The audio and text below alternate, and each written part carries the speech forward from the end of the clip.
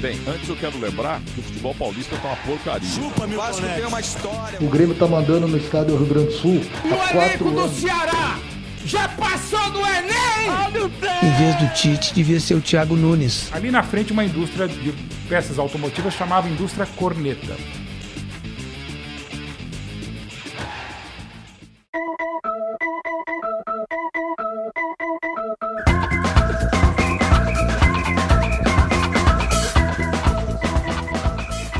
Olá, amantes do futebol, nós somos os jogadores do Corneta Urgente e aqui a gente se reúne para praticar o melhor esporte que existe, a cornetagem. Eu sou o Renan Leite, sou paranaense, coxa branca e vamos para a escalação do time de hoje. Boa noite a todos, bom momento a todos, eu sou Éder Moura, sou paulista radicado aqui no Distrito Federal, sou palmeirense e tem uma brincadeira que eu sempre faço, você chega lá na Comembol, na sede em Luque, Corinthians mete o dedão lá na catraca e pá, acesso negado. Como assim, Sormani? É porque ninguém sabe quem é. Em 2012, ponto fora da curva. Fala galera, Gabriel Rucide aqui, tricolor paulista, e é isso, né, mais um ano indo para as oitavas da Libertadores e vamos que vamos no Beldia e alegria. Isso aí, vamos que vamos, porque a pauta tá enorme hoje, vamos ter que cortar alguma coisa, porque, meu Deus, tem muita coisa acumulada aqui. A pauta tá tão grande quanto a lista de vacilos do Corinthians na Sul-Americana e na Libertadores. Totalmente. Ou a lista de débitos a pagar, pode ter também. Porra. Ou de credores. Tá o tamanho da lista da dívida do Corinthians aqui, a pauta hoje. Lembramos que estamos disponíveis em diversos agregadores de podcast, Spotify, Amazon Music, Orelo, Deezer, YouTube. E se você ainda não segue a gente pelo seu agregador favorito, aproveita agora para seguir, compartilhar nosso episódio com seus amigos ali. Quem vai ser o pé de rato hoje? E vambora aqui. A gente começa já tradicionalmente com o nosso Cu Pergunta, vocês respondem? Bate bola. O Cu pergunta, vocês respondem. E do último Cu que saiu no ar, né? Semana passada a gente não teve episódio, no episódio 123.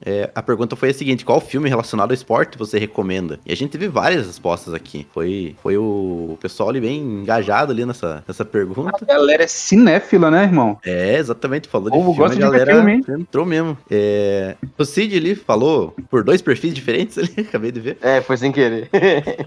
Falou do filme Soberano, né? Que já, o nome já diz o que é, né? E falou também do Gol. Gol mesmo, não é? Que eu lembre Sabe qual é o filme que eu tô falando, né? Aquele cara que jogou no Newcastle, aí foi pro Real Madrid. Tá, então exatamente. É isso. Eu sei, sim. E também o Coach Carter, esse eu não conheço, qual que é esse? Esse aí é o filme do Samuel Jackson, que é um treinador de basquete. Só que aí acontece, tipo assim, não é só tipo um filme de esporte em si, tem todo um drama por trás. Esse filme vale muito a pena, é um filme muito foda, vale muito a pena assistir. E aí também eu queria deixar uma menção honrosa aqui, que eu esqueci, lembrei agora, pro nosso que eu não sei se vai ter na lista, mas nosso querido Ted Lasso, né? Pô, não é verdade. Filme, mas é uma puta série envolvendo esporte e desenvolve uma série de drama ali em volta disso, que é simplesmente do caralho. Não, vale vai ter temporada nova, viu? Graças a Deus. Não sei se eu tô tão feliz com essa próxima temporada não, porque eu tô com medinho, porque a série terminou muito bem, mas vamos lá, né? Bem demais. O Soberano é um documentário sobre o que exatamente, Cid? Tipo, ele é dividido em algumas partes, na real, mas ele fala mais sobre o São Paulo como um todo. Se eu não me engano, o do Mundial não é o Soberano foi criado antes.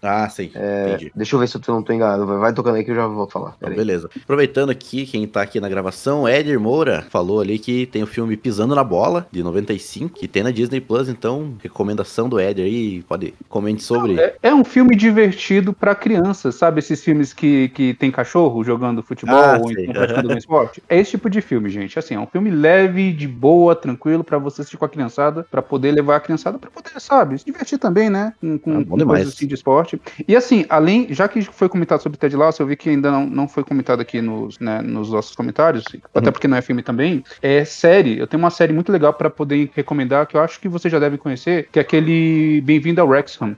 Sim, porra, tá muito com bom. Temporada nova, tá saindo episódio novo toda semana, e cara, que série gostosa de ver, viu? É maravilhosa, nossa. Não, eu assisti os 3 episódios dessa temporada atual, cara, eu vou te falar que... Já lançou? Assim, já tá no 3º episódio da temporada atual. Tá sendo um episódio. Lançou Wrexham. Welcome to Wrexham, tá lá. Disney Plus também, viu, gente? Não estamos recebendo nada, mas estamos indicando porque vale a pena. E eu queria só aproveitar então o gancho e recomendar a série do Sunderland. Tem a série com 3 temporadas do Sunderland até morrer, tem na Netflix, e conta mostrar a trajetória ali do Sunderland nesses períodos aí meio obscuros do time, assim, é bem interessante de ver os bastidores do time, acho que ele tava na segunda e na terceira divisão até, é bem legal o documentário. Seguindo, só fazer uma menção rosa do Soberano, que eu pesquisei, eu lembrei agora, é verdade. Tem 2 soberanos, né, o Soberano 1 e o Soberano 2. O primeiro fala sobre os 6 títulos brasileiros de São Paulo, e o segundo fala sobre sobre a Libertadores, né, de 2005. Ah, legal. Seguindo ali, tivemos a minha recomendação, que também foi a mesma do Bruno Colonese. Ele recomendou e eu recomendamos ali o filme Rush, No Limite da Emoção, que é o filme sobre a Fórmula 1, a temporada de 1976 da Fórmula 1, que foi a disputa entre Niki Lauda e James Hunt. É aquela temporada que o Lauda se acidenta lá em Nürburgring, né, que tem o rosto queimado, teve até risco de morte, uma coisa assim, ele foi um acidente muito grave na época, e ele voltou a correr durante a temporada ainda pra disputar o título com a cara toda queimada, então é bem legal, assim, é um filme que nem a galera fala, assim, é meio, dá aquela hollywoodizada, né, aquele glamourizado, assim, no filme, mas é bem legal, eles retratam bem a história, como é que foi, e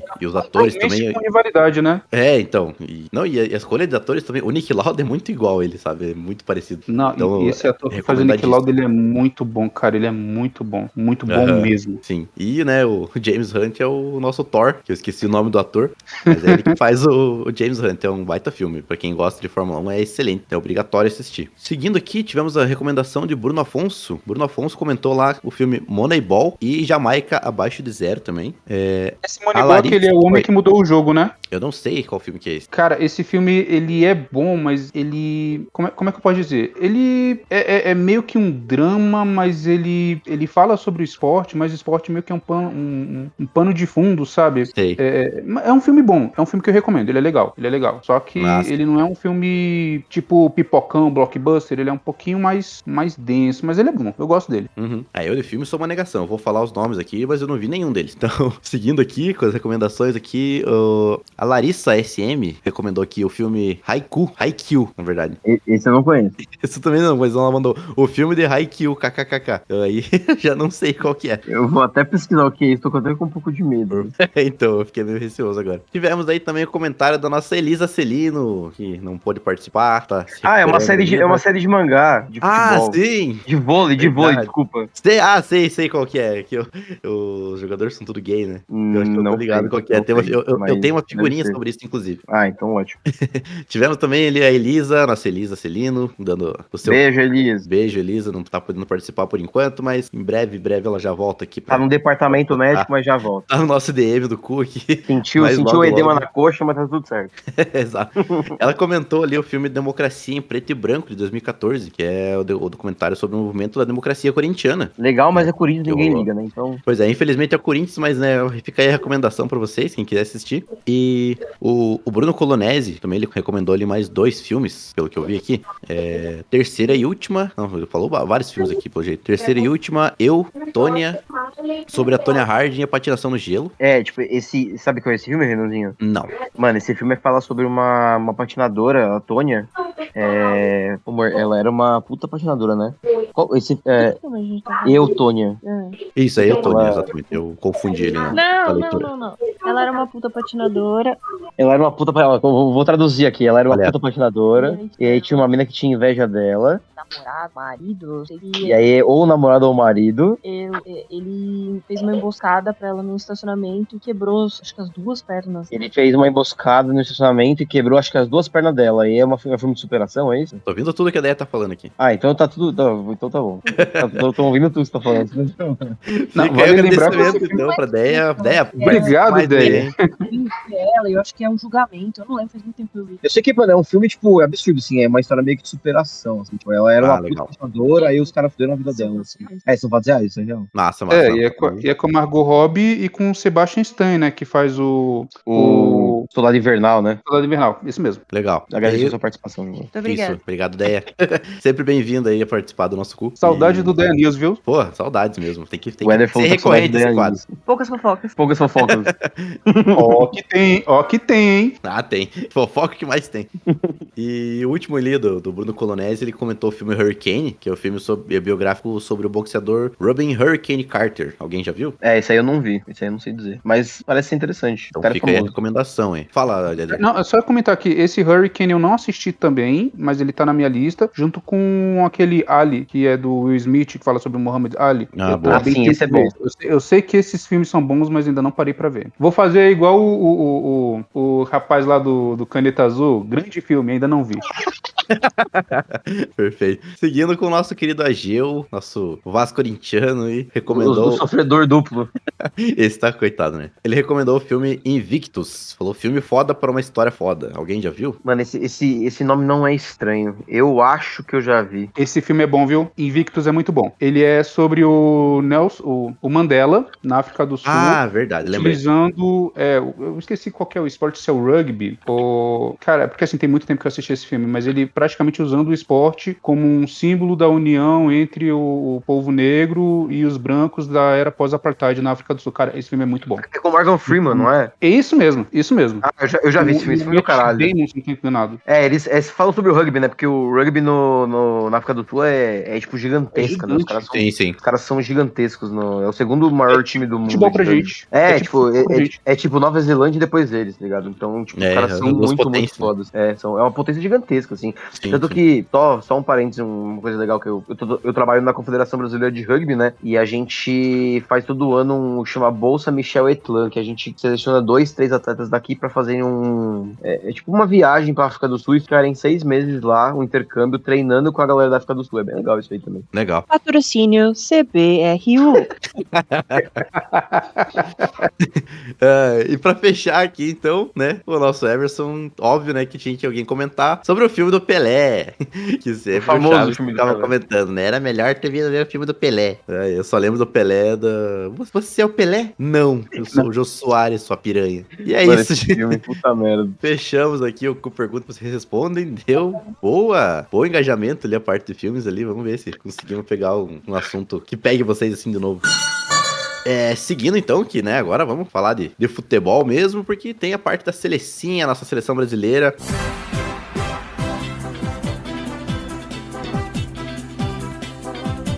Tivemos aí o nosso novo presidente da CBF anunciado, já recebendo, né, o nosso novo técnico também, Samir Chaudhry. O que vocês têm para comentar sobre o nosso novo presidente da CBF? Aparentemente, parei no mesmo saco, né? Exatamente. Já descobriram várias merdas dele. Ele tem uma empresa, acho que ele tinha um centro de treinamento voltado pra parte de academia, né? Acho que é Live Fitness, Isso, Live Fitness. A empresa dele. Ele é sócio, acho que ele é sócio de empreendimento, né? Alguma coisa assim. Uhum. E aí, parece que a sócia dele foi presa numa operação em 2018 pela PF. Mano, inclusive eu tô lendo aqui o nome da operação é maravilhoso, né? Operação Escuridão. Sim. E essa operação, ela investigava um esquema de fraudes em contratos para fornecer alimentação em um presídio e unidades de saúde, ou seja, já tem um BO por trás aí. Uhum. Esse cara, sei lá, a cara dele remete uma coisa assim que não vai dar bom, sabe? Exatamente, ele já passa aquela cara de tipo, tem coisa errada, sabe? Vou roubar, sabe?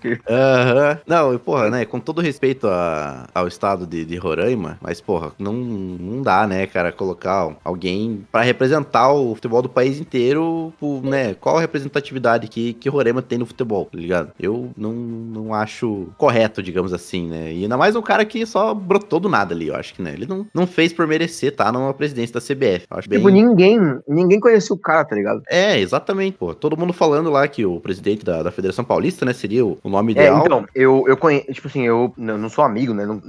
Eu já vivi uma parte da minha vida ali advogando no TJD. Tá se justificando demais o Cid. Tá se justificando demais o Cid. Eu conheço o Renan Carneiro, que é o presidente da FPF. E se não fosse, na minha opinião, o Ronaldo, eu acho que teria que ser ele, entendeu? Porque ele é um cara que... Ele, querendo ou não, ele faz um bom trabalho na FPF. A FPF é uma pioneira do futebol brasileiro, junto com a do Rio de Janeiro. E ele tem consciência do que é o grande central do futebol, sabe? Tipo, é isso que o Renan falou, assim, com todo respeito a Roraima, mas pra efeito de futebol não significa nada, sabe? Me fala um time de Roraima, você consegue lembrar um time de Roraima agora? Tipo, de cabeça? Assim? Eu não consigo pensar, entendeu? Então, tipo, a representatividade pro futebol é zero. E aí, infelizmente, quando a gente pensa nisso, se você não tem uma representatividade muito forte, em tese, o atual presidente do CBF na FPF/Roraima ali, né, que é a mesma sigla, ele deitava e rolava porque em tese não tinha muita mídia em cima, né? Exatamente. Então eu acredito que o cara não esteja acostumado também a mexer com grandes mídias e coisas do tipo assim. Que nem a última declaração que ele deu antes do Carleto ali, que ele falou, só uma última coisa, camisa da seleção, verde e amarela. O jogo tava tipo, nossa, eu vou sair aqui jogando Drop the Mic, tá ligado? E tipo, todo mundo falou, nossa, que bosta, sabe? Tipo, então, dá pra ver já como vai ser. Não sei o que pensar a respeito. Pois é, né? E aí já teve time que, né, tava contra, né, o Samir, digamos assim, não contra o Samir, mas eles eram a favor do Reinaldo Carneiro. Né? E foram 29 clubes que queriam ele na presidência, né, o presidente da Federação Paulista de Futebol. E aí, né, alguns times ali ficaram irritados com a postura de outros que se mantiveram a favor do Samir Chaldi ali.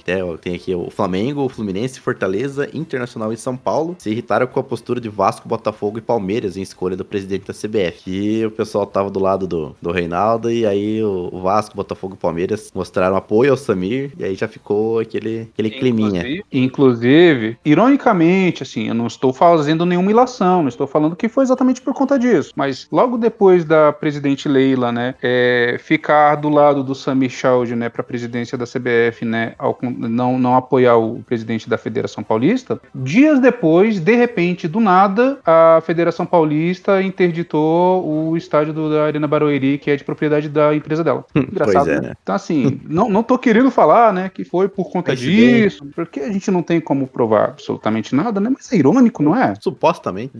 Assim, o Rucide, eu não quero pegar no seu pé, eu não quero pegar no pé do seu time e tal, mas eu acho duas vezes mais irônico, porque, assim, teve um incidente lá no Morumbi, uma placa caiu na cabeça, né, de torcedor, e eu não vi, não que seja responsabilidade da torcida do São Paulo, do time do São Paulo, né, mas, assim, se tem autoridade e acontece uma coisa dessa, você tem que investigar, e quando tem um risco, você tem que ir lá e, né, cobrar, fechar, pedir pra poder arrumar, pra poder se abrir de novo. E da Arena Barueri teve, né, engraçado, né, mas enfim. Porque eles só mexem com quem não tem mundial, né, é difícil.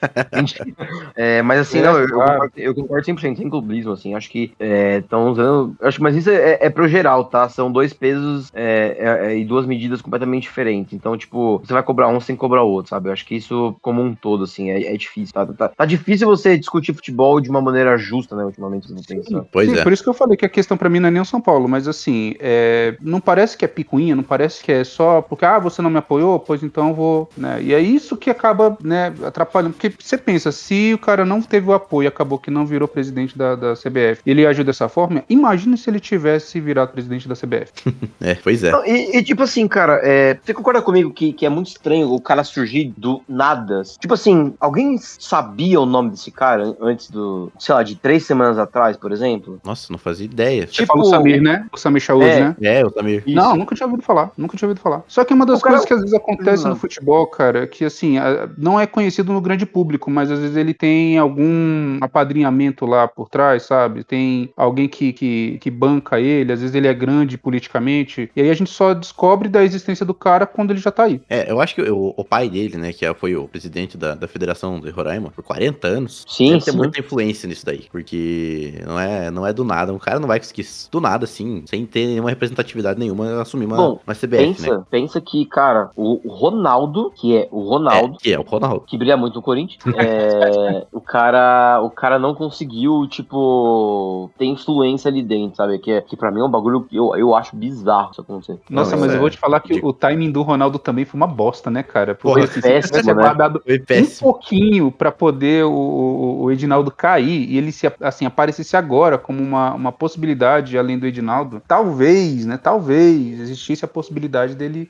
conseguir alguma coisa. Agora a gente tá falando do Ronaldo há tanto tempo querendo ser presidente da CBF, e aí foi bater de frente com o Edinaldo, perdeu por não ter apoio e o Edinaldo caiu. Pois é, aí que agora o Ronaldo abandona de vez, cara, depois dessa. Ele não quer saber mais de CBF. Seguindo então, falando já de seleção, tivemos a convocação, primeira lista aí de Carlo Ancelotti, com algumas surpresas ali, eu achei uns nomes bem interessantes, eu gostei no geral da convocação, vou falar aqui nome por nome de todas as posições, ou vocês querem que a gente vá falando posição por posição e vai comentando cada uma? Vai falando posição e o nome, tipo, goleiros, tal. Isso, então vou falar a posição ali, os nomes, e a gente comenta por posições ali. Isso. Começando então com os goleiros, tivemos aí o goleiro Alisson, Chupa Rucide, Bento e Hugo Souza do Corinthians, aí sendo convocado a primeira vez. Cara, Alisson eu pego no pé, mas infelizmente o cara fez uma puta de uma temporada na camisa do Liverpool, seria estranho se ele não chamasse. Exato. Bento, não sei o que ele tá fazendo aí, o cara vai jogar na Bento... Liga Saudita, tipo, vai tomar no cu, né? E o Hugo Souza, mano, merecidíssimo, tá? E eu digo isso por quê? Porque ele é novo e ele, mano, é pegador de pênalti, velho. Pois o maluco é pegador de pênalti, tipo, ele... Cara, eu acho, posso falar, eu sou sincero, tá? A gente já sabe que o Alisson é bom, a gente já sabe que o Alisson passa confiança e que ele não vai fazer milagre na seleção, tá? Tipo, vamos falar o que é real. Ele é um puta de um goleiro, bonitão, só que ele na seleção ele é um goleiro qualquer, porque ele não faz muita diferença, tá? Por que não dar uma chance pro Hugo mostrar por que ele foi convocado, tá ligado? Tipo, a gente tá precisando daqueles goleiros que faz milagres, tipo um Dida da vida, que defende 20 pênaltis seguidos, um Marcos da vida que, mano, brilhou na final, sabe? Tipo, o jogo... Porque, assim, quando a gente lembra da final de 2002, a gente pensa no 2x0, mas quando tava 0x0 o jogo, o Marcos fez umas 2, 3 defesas ali que ele salvou o Brasil, cara. Exato, a história poderia ter sido diferente, entendeu? Então, tipo, a gente tá precisando de um goleiro assim, que, mano, o cara passa a confiança falando, pode chutar, que eu vou defender isso aí, foda-se, entendeu? E, infelizmente, o Alisson não é assim. O Ederson, que eu acho mais goleiro que o Alisson, tá numa péssima fase. E o Bento, né? E, foda, né? Não, o Bento nem no Sauditão não tá pegando nada lá, imagina, na seleção. E, pois é, eu acho que, né, nesse começo aí de trabalho do Ancelotti, o Alisson vai ser o nome de confiança dele, né? Com certeza vai ser ele o titular. Mas eu acho que o Hugo Souza aí, dependendo de algum probleminha que tenha com o Alisson, qualquer coisa ali, que tiver alguma oportunidade de colocar outro goleiro, tem que ser o Hugo. Tem que colocar ele já de titular. Eu não colocaria o Hugo como terceiro goleiro. Pra mim, ele é segundo goleiro. Pra mim também. Eu acho o Hugo um baita goleiro, vai.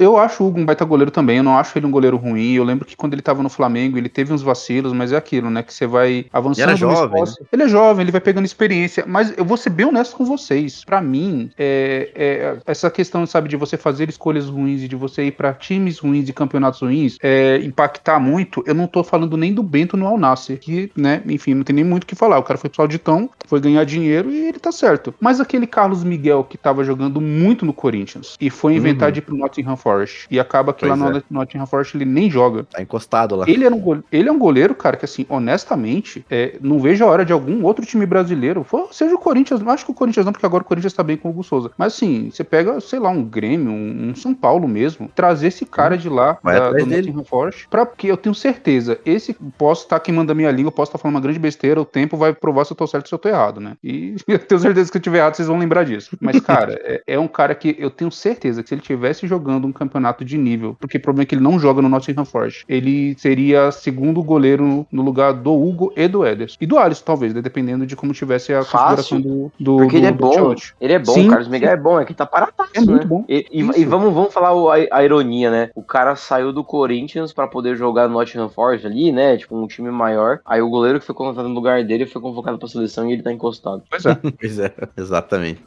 Seguindo, então, temos agora os defensores, que temos Alexandre do Flamengo, Alexandre do Lille, zagueiro do Lille, Beraldo do PSG, Carlos Augusto da Inter de Milão, Danilo Flamengo, Léo Ortiz Flamengo, Marquinhos PSG, Wanderson Mônaco e Wesley Flamengo. Bom, sim, Danilo, não sei se valeria, mas querendo ou não, o cara vai jogar como zagueiro, né? Então acho que ele como zagueiro é válido, tá ligado? Porque ele é um zagueiro ágil ali, né? Agora como lateral não tem discussão. Não tem como. Mas mesmo assim, cara, o Danilo, eu acho que ele tá indo pra meio que ajudar o Ancelotti no elenco, né? Tipo, no trabalho de grupo, exatamente. Porque ele é meio que um líder da seleção, querendo ou não, né? Ele é um cara que tem... Não. A gente já sabe quem vai ser o capita.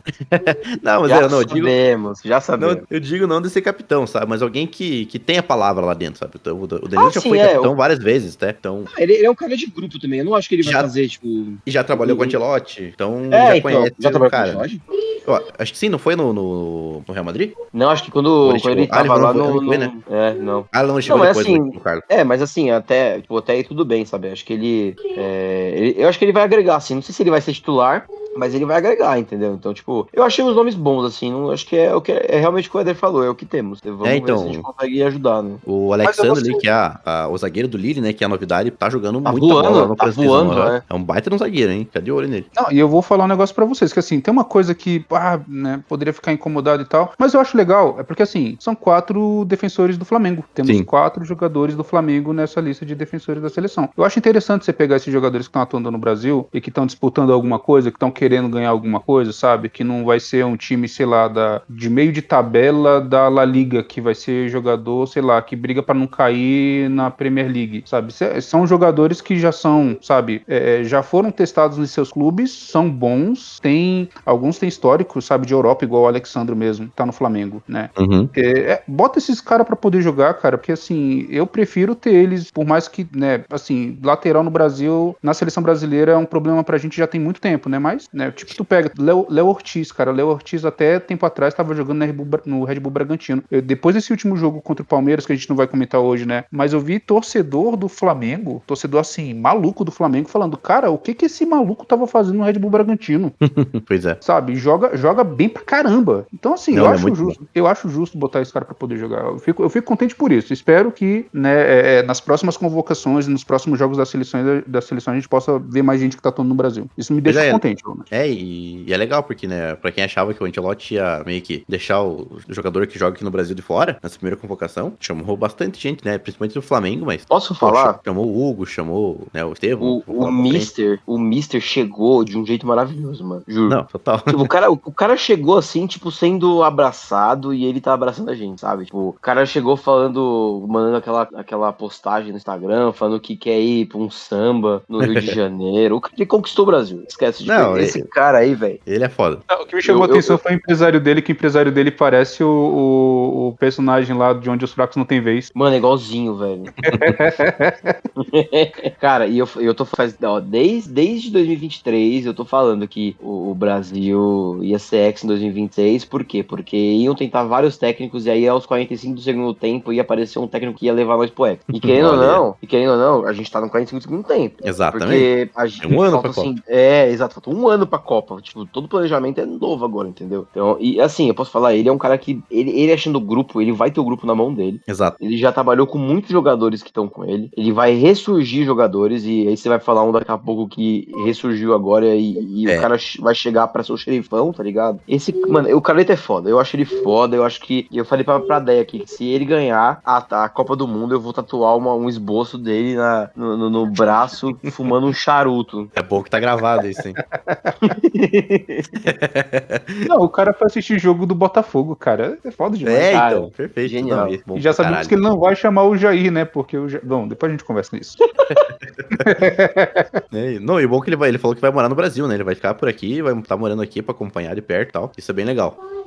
Seguindo com a lista dos meio-campistas agora, tivemos Andreas Pereira, do Fulham, Andrei Santos, do Strasbourg, Bruno Guimarães, Newcastle, Casemiro, Manchester United, Ederson, Atalanta e Gerson, Flamengo. O capitão voltou, né? Voltou o xerife do meio-campo. Casemiro voltando à seleção brasileira, voando. Tá jogando bem, né? E, puta, cara, tá precisa de um cara desse, né? Não, tá jogando bem no Manchester United, né? Que já é, tipo, um grande avanço, né? Pois tipo, exatamente. Lá do cemitério de jogador. Porra, e eu, cara, achei legal ele chamar o Andrei Santos, porque esse moleque, ele é muito bom de bola. Ele foi vendido a preço de banana pro Chelsea ali, do Vasco pro Chelsea. E o Chelsea emprestou ele, a gente fazia tempo que a gente não ouvia falar nada dele, né? Uhum. E aí o Carleto tá chamando ele ali, pô, acho que tá pensando em renovação mesmo, sabe? Porque o moleque total, é super novo. E ele dá pra ver que ele tá de olho no jogador brasileiro, né? Porque tava todo mundo meio que esquecendo do Andrei Santos, mas ele tava jogando muito bem lá no Strasbourg. Exato, a última vez que eu vi falar do Andrei Santos foi quando o Palmeiras tentou o empréstimo dele do Chelsea, né? Porque ele não ia ter espaço lá. Não, tem muito tempo. E aí acabou que ele não veio porque o Vasco se meteu falando que uma preferência para um empréstimo seria do próprio Vasco. E o Chelsea tava querendo emprestar ele, que a gente, né, pagasse as custas dele, né, contra o jogador, mas que a gente cedesse ele pra seleção sub-20. Só que assim, a gente tava precisando do cara justamente pra jogar, a gente ia contratar e não ia poder dispor do cara. É complicado. Mas eu acho ele bom jogador. Assim, uma pena que ele tá no Strasbourg, mas quem sabe, né, ele jogando na seleção brasileira, ele não acabe sendo, né, olhado por outros times maiores e melhores, porque eu sempre gostei do futebol dele. Ele tá emprestado lá, né? Se não me engano. Sim. É porque assim... Então, logo ele volta do Chelsea, pode ser que ganhe espaço lá. É que o negócio é que o Chelsea contratou um bocado de moleque. O elenco do Chelsea tem, tipo, 120 jogadores. Os caras são retardados. Não, o pessoal tava falando que até o Estevão tá arriscado. Bom, eu acho que não, eu acredito que não, mas tava falando que até o Estevão é arriscado chegar lá no Chelsea e acabar, né, tendo que disputar espaço e acabar sendo emprestado também. Eu acho que ele entra pra poder jogar, até porque o Chelsea tá fazendo uma renovaçãozinha, né, dos quadros deles, né, mas quem sabe, né? Mas eu não duvido que o Chelsea tem essa política mesmo deles ali. Fala, é até melhor que o Estevão não jogue no Chelsea, mano, porque o Chelsea também é um cemitério de jogador ali, mano. Pelo amor de Deus.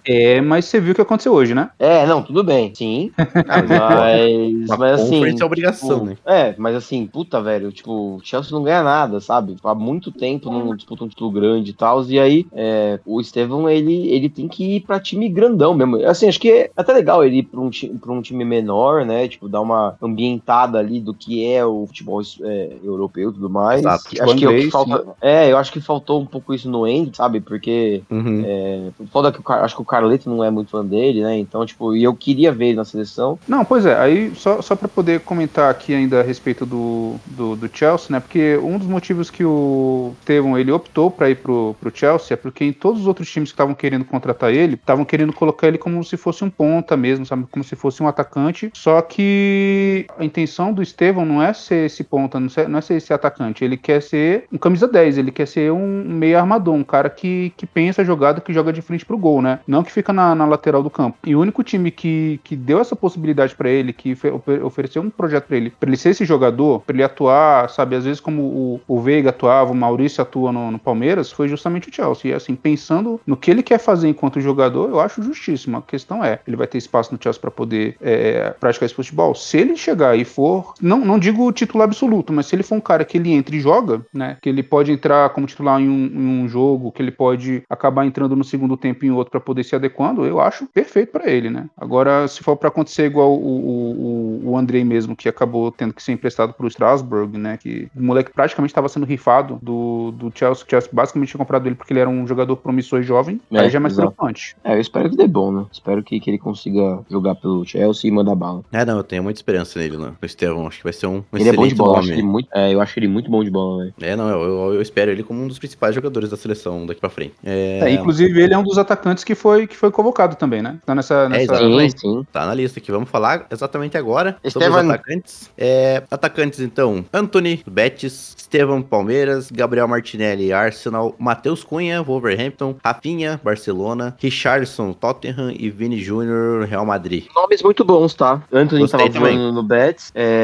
O Richarlison já jogou com o Ancelotti, né, no Everton. Sim. Ele conhece o Ancelotti e eu acho que é um belo 9, tá? Se tiver com a cabeça boa, cara, exato, ele é um belo 9. O pós-copa dele foi bem complicado, né, cara? Mas aí eu acho que agora ele já tá se encontrando de novo. E a melhor fase dele, se eu não tô enganado, foi no Everton, justamente com o Ancelotti. Isso, exatamente. Exato. Lá que ele despontou na Premier League. Pois é. E o Matheus Cunha, que tá no Wolverhampton, mas ele já foi vendido, né? Já tá negociado com o Manchester United. Mentira. Por 70 milhões de euros. Ih, já era. Pode esquecer, então. Aproveitar enquanto ele não foi. Enquanto não foi ainda. Mas é um nome legal. Ele fez uma baita temporada, apesar do Wolverhampton não ter feito uma boa temporada. Ele foi muito bem no time, então vale a aposta nele. Ele é um bom jogador, eu gosto do Matheus Cunha. Ele teve uns momentos ali meio esquisitos, mas eu gosto do estilo de jogo dele. E o resto, né, não tem muito o que falar, né? Rapidinho, o Matheus Cunha, ele tá com um atacante, mas ele tá meio recuado, parece. Ele não tá mais aquele 9 matador, né? Exato. Tanto o Matheus Cunha, ele pode jogar como meio atacante. Como 10, né? Exatamente, como 10 ali. Então abre essa possibilidade. E aí você tem o Rafinha e você tem o Vini Júnior que jogam no Real Madrid e no Barcelona, que o Ancelotti tá cansado de saber como eles jogam. Exatamente. Tem um cara principalmente o Vini, né? E o Rafinha tá voando. Não, muito, demais. Tá bom, ele vai jogar sem um Lamine Yamal com ele, né? Sem um Lewandowski. Mas, né? Tem um Vini Júnior ali, tem um Antony que tá jogando bem no Betis, tem o Estevão. Então, né? Tem um cara que consegue tirar... Sem falar que leve, né? E sem falar que o Vini Júnior, tipo, a melhor fase dele foi com o Ancelotti também, né? Exatamente. Exatamente. Então, o Ancelotti, cara, ele sabe bem como usar ele. Sabe bem como usar ele, o Vini se sente muito confortável com ele. Ele é um cara que, quando o Vini sofreu as questões do racismo lá, o Ancelotti foi um dos caras que mais abraçou ele, entendeu? Tipo, aquela... Digo mais, foi o que mais abraçou ele, foi o que mais comprou a briga dele. Exato, é o cara que na declaração, os caras perguntando de futebol, ele falou, vocês querem falar de futebol? Eu quero falar do que tá acontecendo aqui hoje. Tipo, puta, esse cara, sabe, o cara, ele ama o Vini Júnior, o Vini Júnior ama esse cara. Não sei se vocês viram no Instagram, o Vini Júnior fez uma carta aberta ao Ancelotti na despedida do Real Madrid. Cara, fiquei arrepiado, inclusive vejam o documentário do Vini Júnior, tá muito da hora, na Netflix.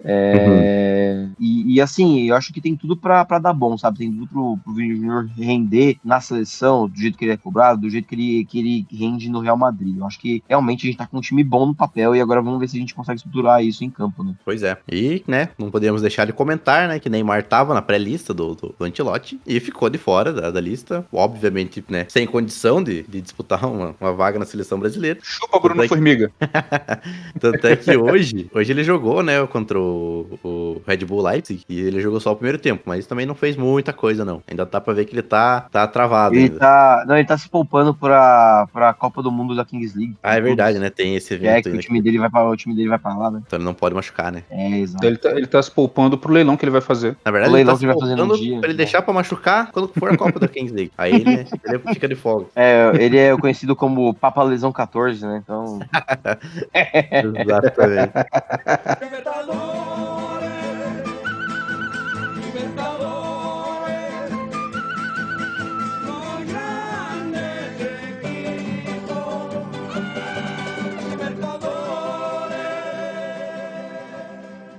Mas vamos seguindo então, que temos que falar aqui de Libertadores da América 2025. Finalizamos a fase de grupos, pelo menos, né, alguns grupos ali, né, no caso, que tem jogo rolando ainda hoje. E amanhã a gente tá gravando no dia 28 de maio, na quarta-feira.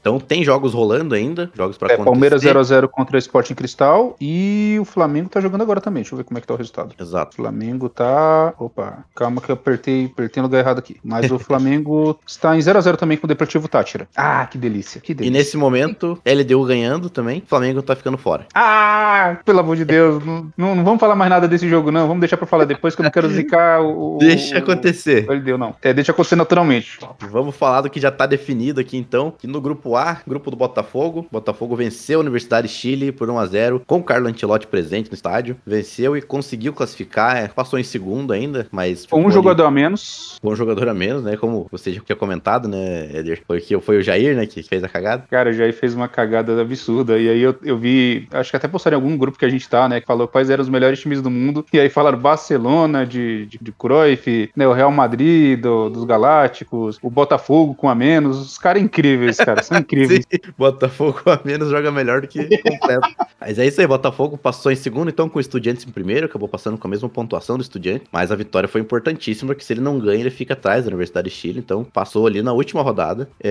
Outro grupo que já finalizou também é o grupo B, teve River Plate em primeiro e Universitário do Peru em segundo, Independiente Del Valle acabou caindo pra fase do mata-mata ali dos playoffs da Sul-Americana. Vazou, o Suco que sempre incomoda, né, esse ano vai incomodar na Sul agora. Pô, e eu vou falar que eu fiquei triste que o nosso técnico favorito, né, que é o Puro Chocolate, ele não ficou nem terceiro, cara, não vai jogar mais nada. Eu queria muito que ele tivesse pelo menos ido pra Sul-Americana. Pelo menos uma Sula pra gente poder ver ele na beira do campo ali, agraciando nós com seu... com uma roupa mais bonita do que a outra. Futebol, dane-se. Gol do Palmeiras. Olha aí, ó. Do Estevan. Olha aí, ó. O homem. E vale lembrar que é o último jogo do Estevão no Allianz Parque, viu, gente? No Allianz Parque, eu acho que ele foi homenageado, tá? Foi, né? Foi homenageado. Só lembrando que o Palmeiras, né, já tá classificado, tá tranquilo lá em primeiro lugar, tem com a campanha excelente ali de 5 vitórias, se confirmar, né, com a de hoje e o empate. E em segundo lugar vem o Cerro Porteño, né, se o Palmeiras ganhar o Sporting Cristal, fica assim, Palmeiras em primeiro, primeiro Cerro em segundo, mas o jogo tá rolando ainda, tá no primeiro tempo.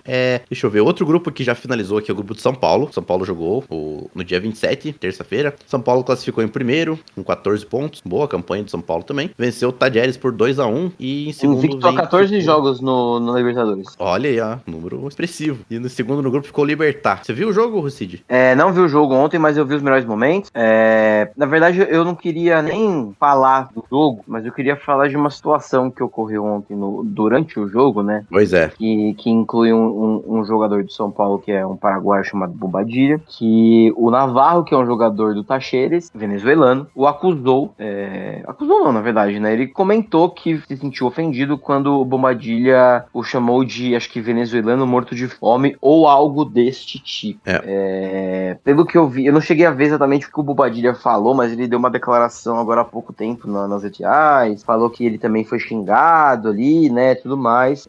Nada justifica o ato. Tirando o clubismo de lado, eu não acho que iriam inventar, que o Navarro iria inventar uma coisa desse tipo, porque o cara saiu chorando, tipo, foi uma situação bem, bem feia.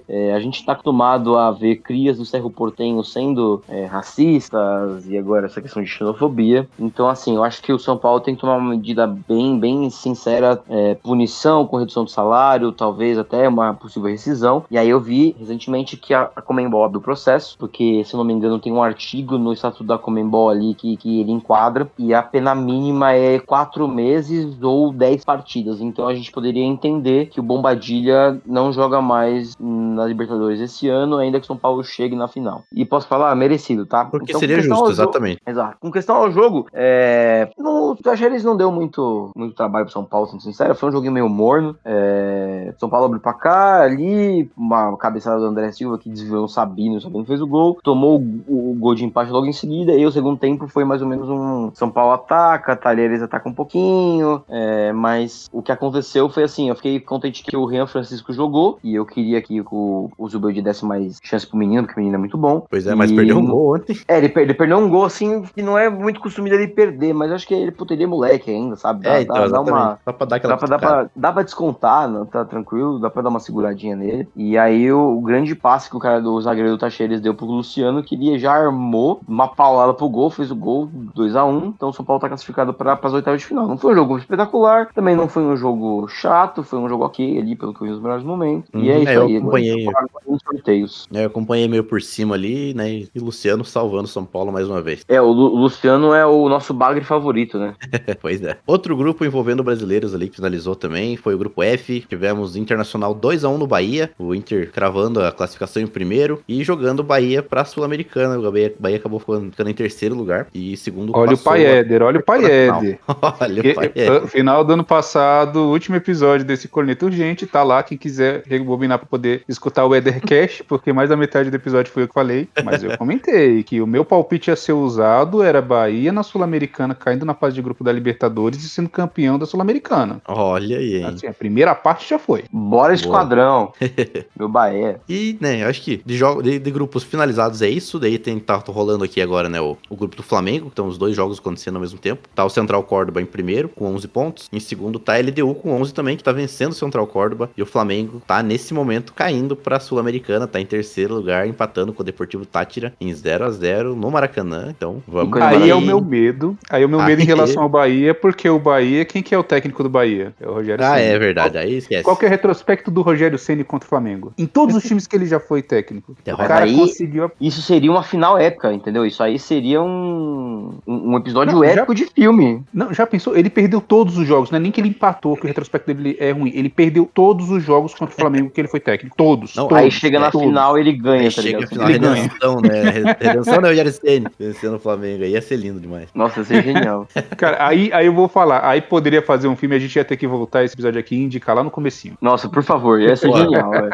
Genial. Seguindo então, finalizando aqui a parte da Libertadores, agora vamos para outra competição sul-americana que tá rolando também, que é a Copa Sul-Americana, e tivemos aí alguns brasileiros decepcionando nessa fase de grupos, decepcionando feio. Discordo. Ó, eu vou falar uma coisa que todo palmeirense hoje algum momento ele falou. O Palmeiras decepciona às vezes. O Corinthians não decepciona nunca. Opa! Meu anêmico favorito! Ele não tá tão anêmico que o bicho tá com os bração. Olha.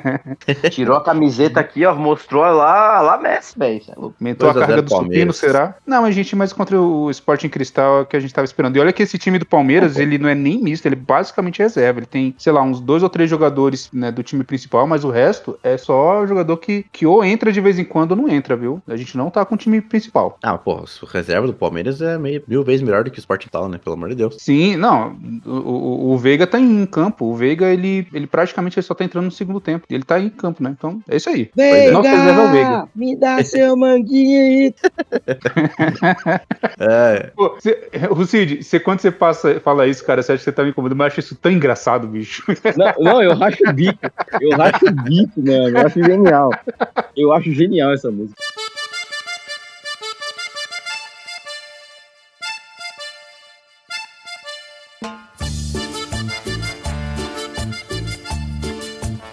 Seguindo, então, aqui na Sula, tivemos aqui a resolução do grupo A, com o Independente, finalizando a fase de grupos, meteram 7-0 no Nacional Potosí. E o outro jogo do grupo foi Boston River e Guarani do Paraguai, foi 5-0. Então foi uma rodada ali do grupo A muito movimentada. Boston River, vai tomar no cu, né? Pois é. Porque não adiantou nada fazer 5-0, porque ainda ficou em terceiro, não pegou bota nenhuma. Então passou o Independente em primeiro direto e Guarani em segundo. Seguindo, vamos ter a definição do grupo do Vitória hoje, né? Tá rolando o jogo às 9h30 aqui. O Vitória tá pegando a Universidade de Quito e depende da Vitória pra passar direto, né?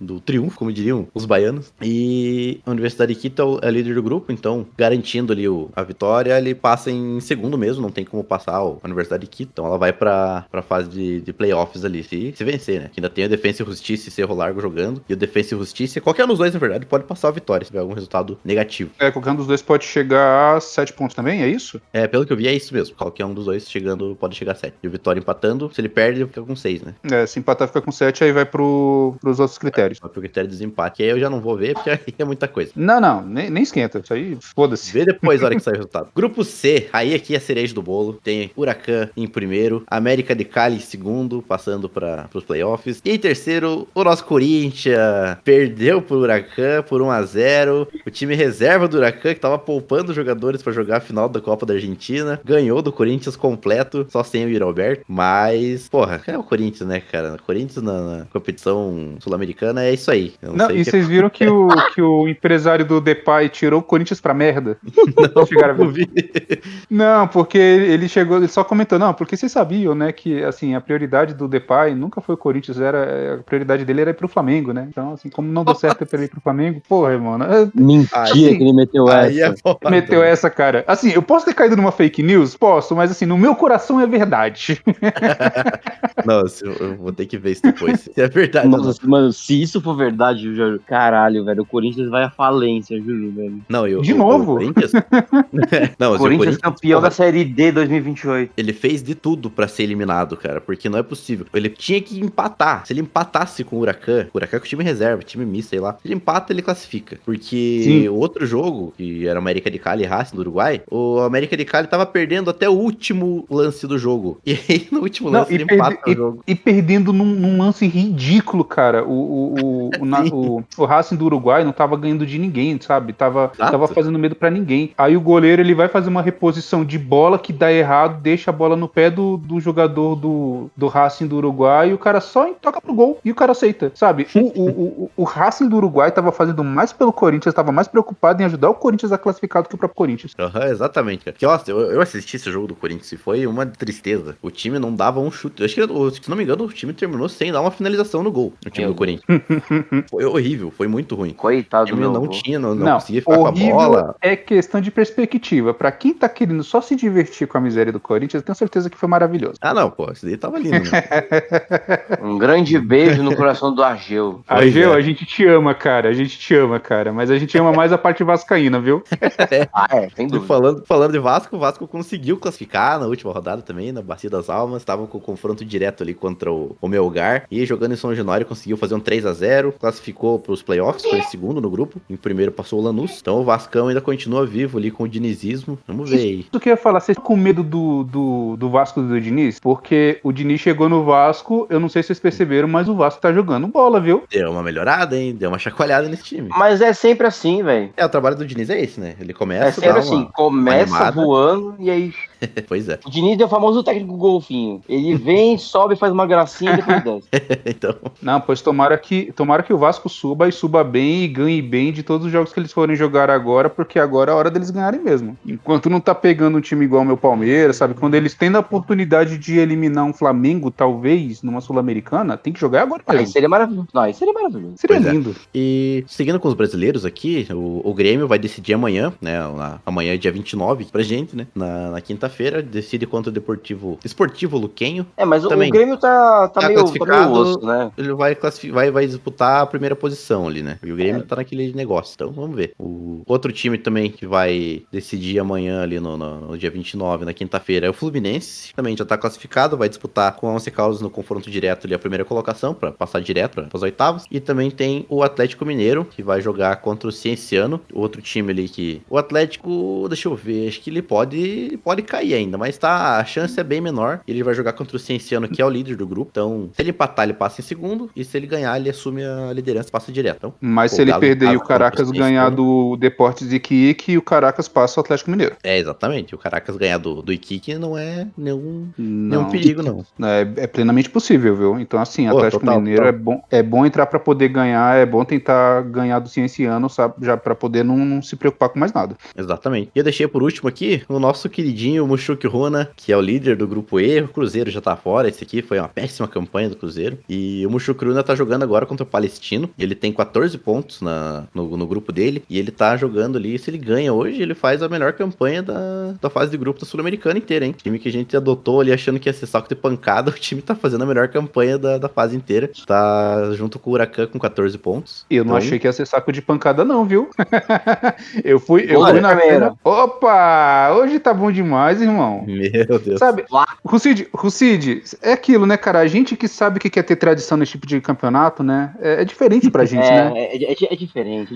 É diferente. É que quando a gente joga, a gente ganha, né? A gente chega, a gente não fica preso na catraca. A gente chega, a gente é recebido com um coquetelzinho, sabe? Com camarãozinho. Dá um oi, nossa. O pessoal pede pra tirar foto. Beleza, então. Mas é isso aí. Então, Mushoku Runa classificado já, e se vencer, passa com uma melhor campanha da Sul-Americana e fica aí a nossa torcida pra ir longe, né? Nossa, e por favor, que o hino dele seja aquela flautinha que tem um meme, mano. Pelo amor de Deus, velho. Pô, ia ser perfeito. Mano, seria genial demais. Bom, então hoje vamos pular aqui o nosso glorioso Campeonato Brasileiro, Série A e Série B. Tem muita coisa que a gente falou já. Ainda tem que comentar ali rapidinho a Fórmula 1 ali e o nosso Cu Pergunta, você responde desse episódio. Então deixamos aí pra fazer um compacto, um geralzão das rodadas aqui do Brasileiro no próximo episódio. Aproveitando que também logo e da Copa. Isso, da Copa do Brasil também. Aproveitando que logo já para, né, o calendário aqui por conta do Super Mundial de Clubes. Da Copa do Mundo de Clubes. Isso, a Copa do Mundo de Clubes aqui. Então dá pra gente dar uma segurada no Brasileiro agora. E seguindo aqui, então, vamos falar aqui da Fórmula 1, que tivemos duas corridas ali desde a nossa última gravação, né? Tivemos o GP da Emília-Romagna, em Imola, na Itália, e o GP de Mônaco, que foram, né, dois GPs ali com a pista mais travada. O GP de Imola até foi mais movimentado, e Mônaco é aquele negócio, né, cara? Fica até, cada vez que a Fórmula 1 corre lá, fica aquele questionamento, pô, será que precisa ainda correr em Mônaco? Porque é aquela corrida que não acontece nada. Eles até tentaram colocar uma estratégia de 2 pitstops obrigatórios pra ver se mexia alguma coisa na corrida. Aconteceu que foi só uma estratégia bizarra de equipe segurando os outros carros pro outro conseguir abrir vantagem e voltar na frente. Foi um negócio bizarro. Teve o Russell passando reto na chicane pra ultrapassar o Albon, que aí a equipe até falou pra ele, né, porque, né, se ultrapassar, né, por fora da pista, tem que devolver a posição, né, senão é punido. E aí ele falou, não, pode deixar que eu sou punido mesmo, pode deixar que eu receba a punição. Ele recebeu um drive-thru e ainda conseguiu voltar na frente do Albon, então valeu a pena fazer a manobra ali que o Russell fez, né, mas Mônaco tá complicado de assistir ultimamente. E fazendo um geralzão aqui da tabela, né, como o Lando Norris venceu aqui no GP de Mônaco, o Norris já colou no Piastri. Piastri é o primeiro com 161 pontos e o Norris já vem na cola ali em segundo com 158. E em terceiro já tá ali o Max Verstappen, naquela comendo pelas beiradas com 136, mas, né, não dá pra descartar o Max. Se deixar, ele chega.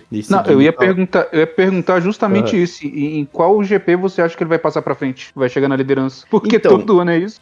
Pois é, mas é que esse ano tá diferente, né? Que esse ano a McLaren tá com um carro muito superior, né? O carro da McLaren é bem melhor do que o da Red Bull, então dá pra ver que tem a dominância da McLaren nas corridas, só que o Verstappen ele consegue tirar leite de pedra, né? Então ele mesmo assim com um carro inferior, ele tá ainda disputando sempre, tanto é que ele venceu o GP de Imola na corrida passada, e é o cara ele que se deixar ele chega, se as duas McLaren começarem a vacilar, a brigar entre elas ali, coisa que não tá acontecendo ainda, mas se deixar os outros dois se degladiarem, o Verstappen chega e pega os dois ali de calça curta. E falando só sobre o Gabriel Bortoleto, ele teve uma boa corrida de Mônaco, até apesar da estratégia da Sauber, que é impressionante, como se tem uma parada, a equipe faz duas, se precisar fazer duas, eles fazem três, que fizeram 3 paradas com ele, que ele acabou tendo um incidente na largada com o Antonelli, até. Ele deu uma cutucada no Antonelli, que o Antonelli meio que jogou o carro em cima dele, fez ele bater no muro, mas mesmo assim ele ainda conseguiu fazer uma boa corrida, terminou em 14º na frente do Hülkenberg, que é importantíssimo, na mais uma corrida como o Mônaco, e é isso, o Bortoleto vai fazendo o trabalho dele ali, que a galera não sabe ter paciência, né, com o brasileiro, que se não estiver ganhando é bagre pro brasileiro, mas não, é aquilo, brasileiro não gosta de acompanhar esporte, o brasileiro gosta de vencer. Exatamente. Se não vence, o segundo é o primeiro dos perdedores, né? Essa é a mentalidade. E o brasileiro médio, né, que vai acompanhar a Fórmula 1, digamos assim, acompanhar entre aspas, né, ele vai olhar o resultado e vai achar, porra, o Gabriel Bortoleto lá em 21º no campeonato de 20 pilotos. Mas, porra, tem que acompanhar a corrida, que o ritmo dele de corrida é legal, tá bom, ele tá acompanhando o Hulk, ficou na frente dele agora no GP de Mônaco. Então é essa temporada de aprendizado. Só deixa ele correr, deixa ele aprender tudo ali, que é ano que vem que o negócio a gente pode cobrar mais dele. Ano que vem ele acaba sendo, né, chamado pra alguma outra escuderia, né? E aí tem um carro melhor, mais competitivo, não sei. Para ano que vem ainda não, porque, né, ele tem um contrato com a Audi, e a Audi, ano que vem a Sauber vai mudar pra Audi, então vai ser carro novo, vai ser motor próprio, então pode ser que dê um salto de qualidade com a Audi chegando já. Eles estão focados no carro de 2026 totalmente. O carro desse ano, basicamente, já tá descartado de fazer atualizações, então o foco da equipe tá totalmente voltado pra 2026, tanto é. Então, esse ano não espere nada da Sauber, não espere nada do Bortoleto, porque o carro vai ficar estagnado, não vai ter atualização, porque o foco da equipe é totalmente quando virar pra Audi fazer um carro competitivo pro regulamento. Esse ano novo. É só aquecimento. Exatamente, é só pra ele aprender, vai pegando a manha ali da Fórmula 1, dos carros, que ano que vem que pode ser que melhore a situação dele. Torcemos que aconteça isso mesmo. E é isso, então, vamos finalizando aqui agora com, né, a nossa perguntinha com perguntas que vocês respondem, do episódio 124. E eu acho que vai ser essa pergunta que tá aqui mesmo, né, a gente tinha comentado antes ali, queimando pauta. Quais times ruins você já viu chegar em alguma final de torneio? Só um comentáriozinho, Renan, porque lá pra trás acho que tinha ficado também um Você Pergunta e Corresponde que o Ageu fez, né? Ah, é verdade, vamos incluir aqui, que a gente não chegou a comentar. Vamos pegar e aproveitar e já comentar agora. Bola bate, vocês perguntam o que responde. Eu posso até ler aqui pra você, posso? Pode, claro. No Vocês Perguntam Corresponde, o Ageu perguntou sobre o que a gente acha do Neymar estar na pré-lista da seleção brasileira. Você tem alguma opinião a respeito disso? Cara, eu não achava que nem na pré-lista tinha que entrar, porque não tinha como, né, cara? O cara não tava jogando, não tinha minutagem, não tinha uma sequência, e tava machucado, vindo de lesão. Agora que ele voltou a jogar meio tempo aí, então não tem nem condição dele estar numa pré-lista. Não, o cara se machucou numa suruba, né, irmão? Assim, é muito perigoso, né? O que acontecer, né? Você meter o pé onde não deve, meterem um pé em você, né? Sempre existe essa possibilidade, né? O Ancelotti, assim... o Ancelotti só colocou ele na pré-lista pra falar assim, ó, Ney, conto com você, mas agora não. E é isso. Eu vou ser bem honesto, eu tava, esses dias atrás, eu escutei todo o podcast da UOL Prime, que a UOL fez, falando sobre toda a carreira, tanto do Neymar pai, quanto do Neymar filho, né? Do Neymar Júnior. Tanto que eu tinha até perguntado pra você, se você tinha alguma imagem do pai do Neymar, quando ele ainda era jogador de futebol, porque ele teve uma passagem muito rápida pelo Coritiba, né, pelo Coxa, Sim. E aí eu só consegui achar aquela imagem que eu tinha mandado pra vocês, né, pra você lá no grupo. E cara, assim, a gente pega muito no pé do pai do Neymar, mas a carreira do Neymar degringolou mesmo quando o Neymar rompeu com o que o pai dele queria fazer. O pai dele queria que ele permanecesse no Barcelona e ele decidiu ir pro PSG porque ele queria ser dono do time, sabe? Ele queria ser a referência do time. E aí foi quando tudo começou a dar errado pra ele. Então, assim, só que nesse podcast, eu indico muito pra galera que estiver ouvindo a gente recentemente agora, que dê um tempinho, assim, escuta pelo menos uns 2, 3 episódios que dá pra ter uma visão interessante, né, de como é que é a carreira do Neymar, porque o pai do Neymar, cara, o que o pai do Neymar fez pela carreira do filho é um negócio assim, que eu não conheço nenhum outro empresário que tenha conseguido fazer parecido. E uma das coisas que ele...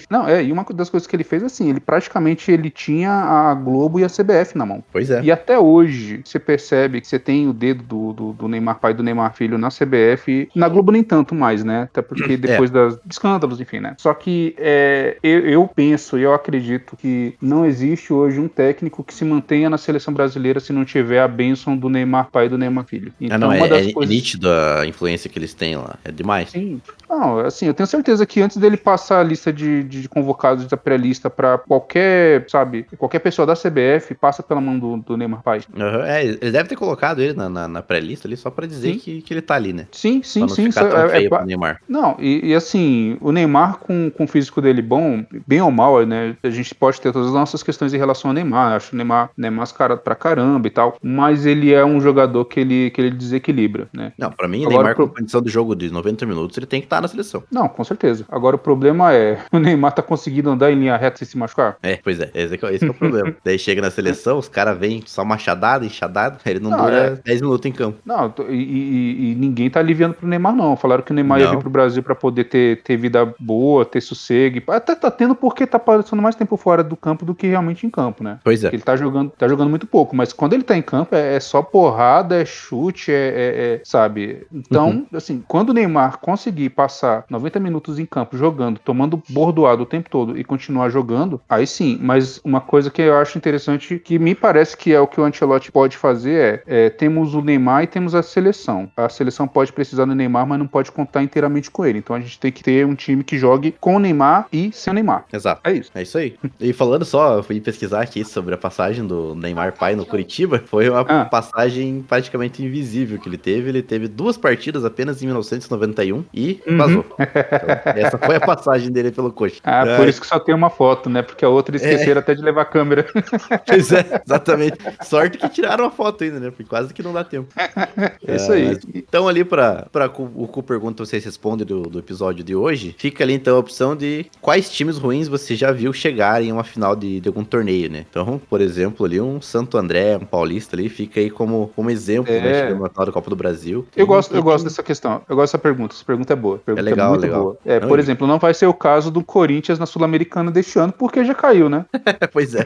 Mas que se chegasse, poderia entrar também, né? Porque o time ruim esse. Cara, mas eles chegaram na final do Paulista e até ganharam, né? Olha, até eu lembrei de um agora, hein? Opa, não, vamos deixar pro próximo episódio. Vou deixar pra comentar. Vou comentar no próximo episódio. Mas assim, quem manda um pouquinho só da pauta, né? Uma das coisas que o Sormani fala, cara, o Sormani, às vezes tem coisas maravilhosas que ele comenta, né? Ainda mais quando é em relação ao Corinthians. Aqui, a diferença pro Corinthians e pro São Caetano é porque o Corinthians conseguiu ganhar uma final de Libertadores. A quantidade de final de Libertadores que os dois têm é a mesma. Pois é, perfeito.